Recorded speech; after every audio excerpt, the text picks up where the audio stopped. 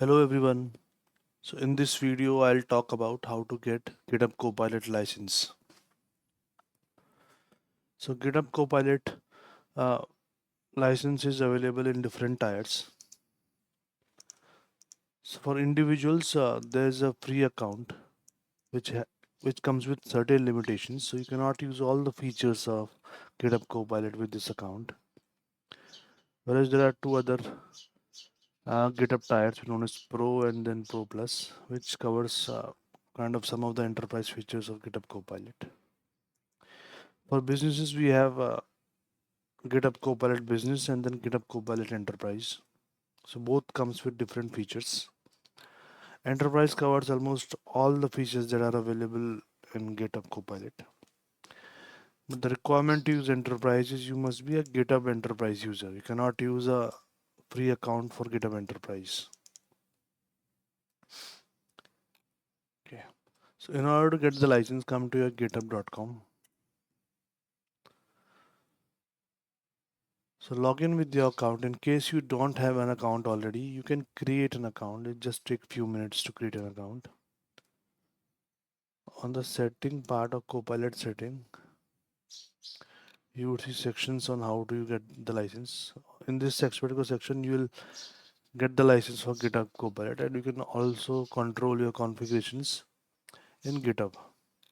And how do you want your GitHub Copilot to be available in your ID, CLI, chat, or other features.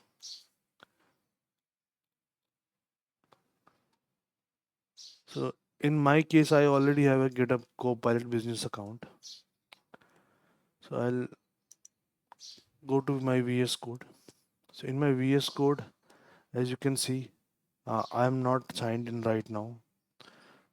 So in order to use GitHub Copilot features, I have to sign in with my account, GitHub account. Click on sign in on the left side of the sidebar, and then it will basically authenticate us. So as you can see, this is my GitHub account, and it is authenticating my VS Code to use that account.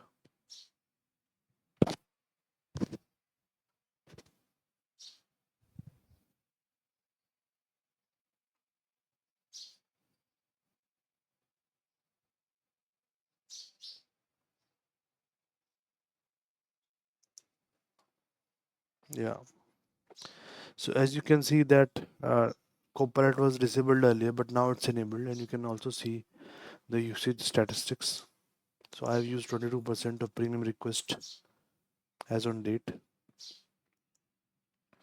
Whereas on the left side, on the sidebar, you can also see that you're already logged into the GitHub Copilot GitHub account.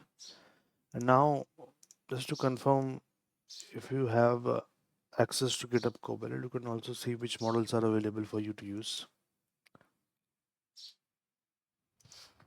Okay, so that covers the basic configuration and tutorial about VS Code integration with GitHub Copilot. Thank you.